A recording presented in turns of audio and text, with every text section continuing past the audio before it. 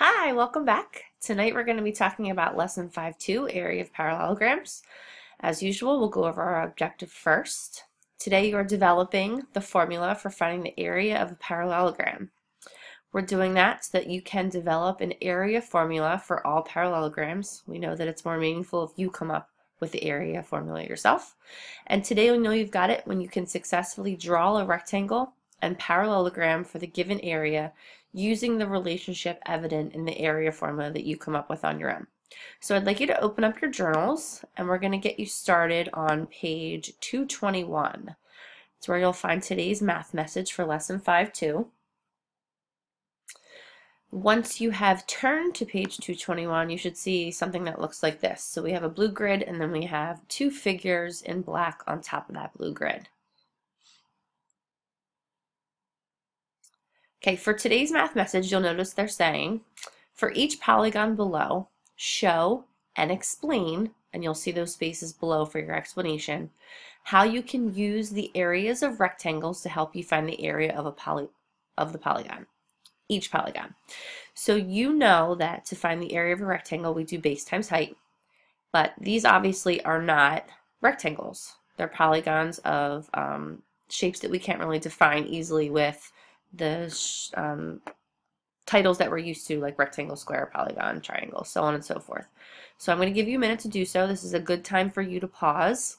Again, you're showing and then you're explaining below on those lines that are given for you how you can find the area of those polygons using what you already know about the area of a rectangle.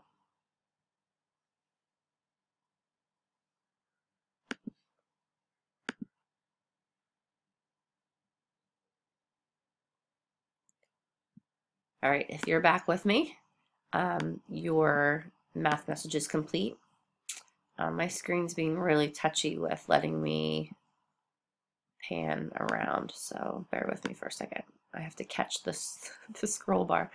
So here are some examples. Now you might have done something differently, which is, you know, that we appreciate with the EM4 program. We love different ideas and we love to see how different people solve the problem in different ways. So you'll notice these are two examples for how you could have found the area of that strange polygon using what you already know about rectangles. So using the grid in the back, you'll notice that when I'm looking at polygon 1, I'm able to split this into two equal rectangles. And you'll notice these rectangles have a base of 2 and a height of 4.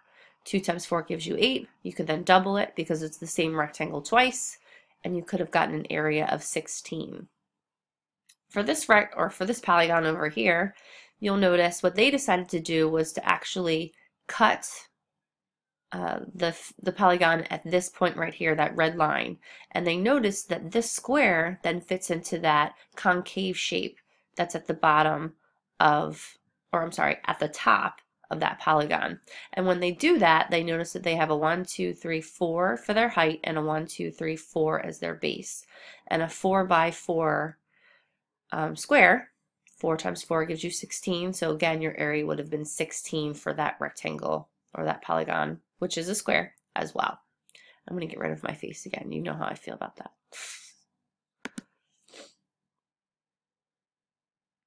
Okay.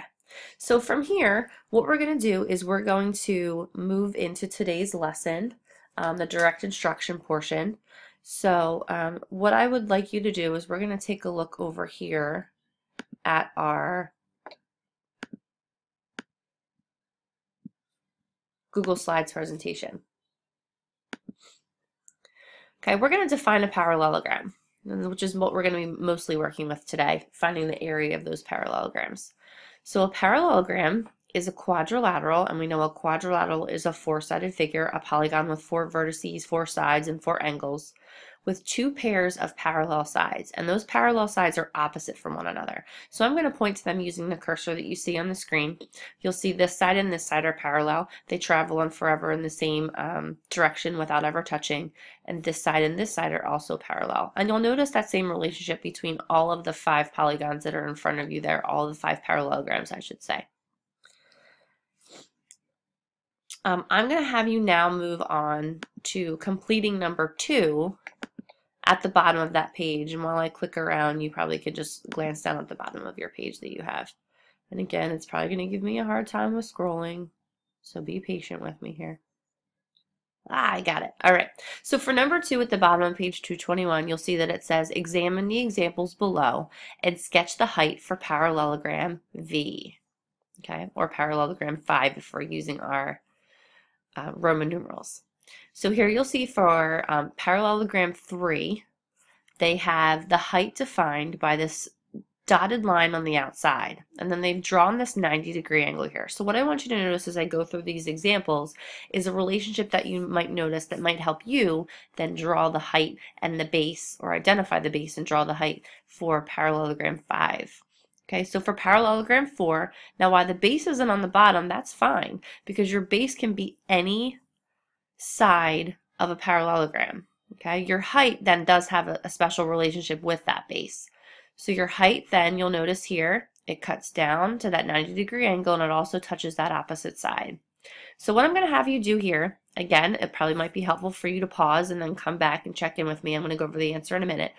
Is I want you to try to identify the base of parallelogram 5 and also drawing the height of parallelogram 5. Again, there's going to be different answers. We appreciate all those different answers as long as they have the idea of how to draw the base and the height correct. So again, good time to pause.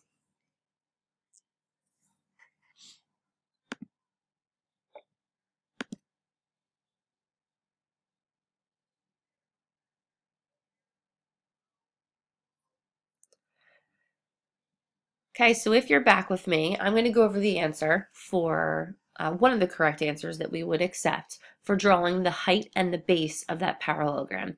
You'll notice the example that they chose is they decided to identify the side as the base. From here, they drew a line that connected the base to the opposite side, and that height hits the base at a 90-degree angle. Did you do the same thing? Again, you could have drawn it this way. You could have identified the bottom as your base, which is usually what I do. That's how I remember it, bottom base. And then I would have drawn the height to touch the opposite side here. As long as it comes down at a 90-degree angle, it is in fact your base. So I'm going to go back to our Google Slides presentation, and we're going to define the base and the height together. So the base of a parallelogram can be any side of that parallelogram. The height can be any line segment that's perpendicular. And perpendicular is a word that means that that line is going to hit at a 90-degree angle. And this example here also shows that 90-degree angle down here connecting to the base. You'll notice I identified the base as B and the height as H. So perpendicular is any two lines that connect at a vertice of 90 degrees, or at that 90-degree angle.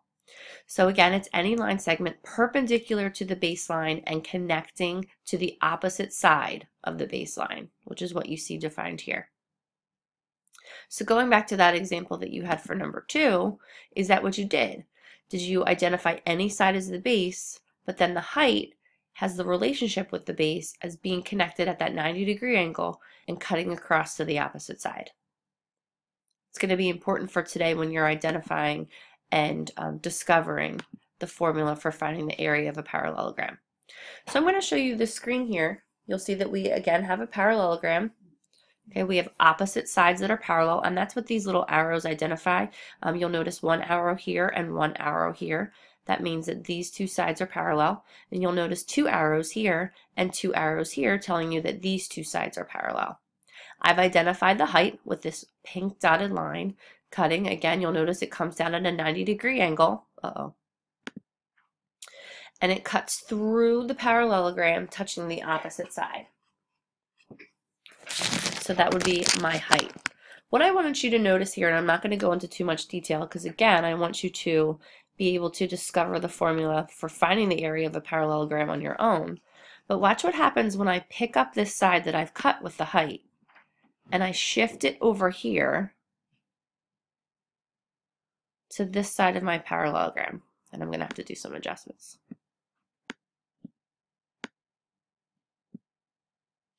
What do you notice as our shape now? And how does this connect to our math message that we started today's video lesson with? We had a parallelogram, but when I took it and I cut it at its height and shifted it over to that opposite side where I had kind of that side that was slanted, I now have a rectangle. So how can I use what I know about finding the area of a rectangle to now apply that to a parallelogram and find the area of a parallelogram? Okay, have fun with today's lesson. Again, you'll be going through the journal pages and then working on your home link page. And I'll see you tomorrow for 5-3. Bye.